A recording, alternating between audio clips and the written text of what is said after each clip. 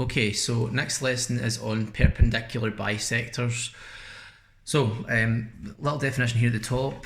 We have perpendicular bisector is a line which cuts another line in half through the midpoint and also perpendicular to it. So for example, you've got the line AB here, and this line CD is cutting it at halfway. D is the midpoint, it's split in half, and it's also cutting it at right angles. So we need the perpendicular gradient, and we also need the midpoint as well.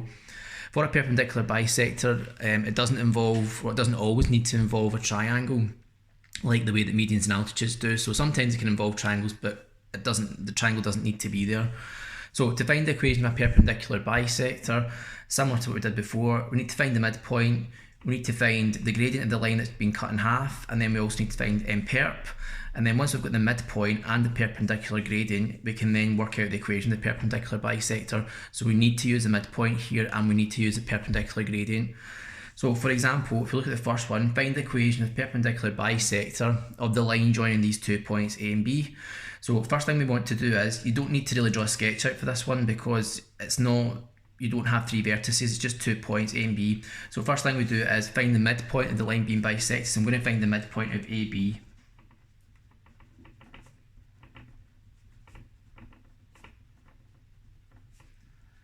Okay, so the midpoint of AB, so if we then add the x coordinates together, so 1 plus 5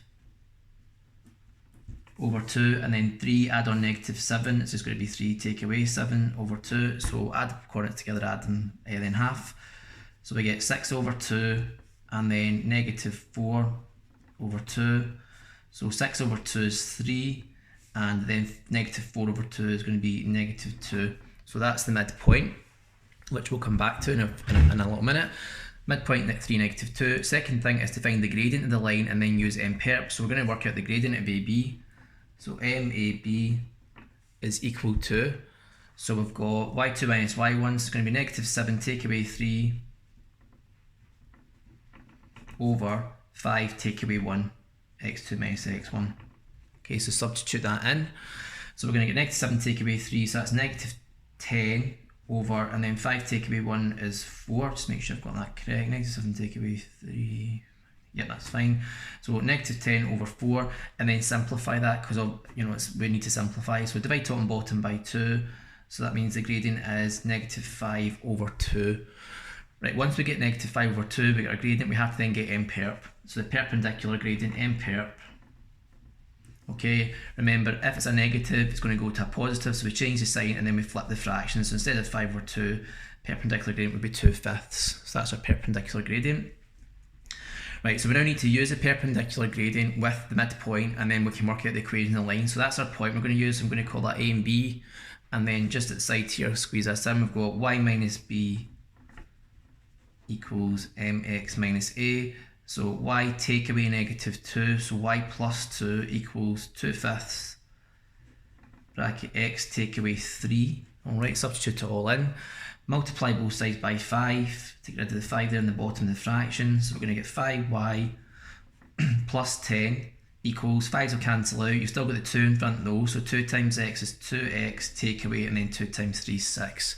Alright, so remove the brackets, and then bring the letters to this side, the numbers to that side, so it's going to be 5y minus 2x equals negative 6 minus 10. So 5y minus 2x equals negative 16. Alright, so rearrange it into that form, and that's the equation of the perpendicular bisector. So just to recap, midpoint, gradient, perp, substitute it all in, midpoint and perp, and then that gives you the equation of the perpendicular bisector. So that one there was no mention of a triangle, so it can come up with that in the exam. The second example is you are given a triangle, so in this case you're told triangles at vertices QRS, find the equation of the perpendicular bisector of QS. Right, so you're given 3 coordinates, but we're looking at this line here, Q and S. So QS, line QS has been cut at right angles by this dotted line, and it's also been cut in half. So we need to find the midpoint of that line. So the important thing here is that we don't need to use the vertex R. So R is not required at all. So you don't even need the coordinates of R. So I would probably just cross the coordinates out. So don't fall into the trap of thinking that you need to use that point, because you don't need it. We just need the points Q and S, because the perpendicular bisector, that dotted line there, it actually doesn't go through the point R, it doesn't involve it at all, it's just really cutting this line in half. So we don't need R, so we're just looking at Q and S. So we're going to work out the midpoint of QS.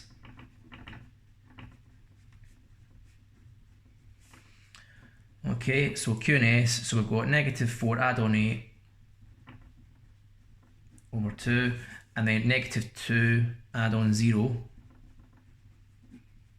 over 2. So just make sure I've got that right. Yeah, that's fine.